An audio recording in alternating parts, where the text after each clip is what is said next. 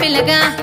ఓ పిల్లగా యహో పిల్లగా ఎంకటేశు చూడకపోతుంటవో కానకపోతుంటవో నా పిల్లగా ఎంకటేశు చూడకపోతుంటవో కానకపోతుంటవో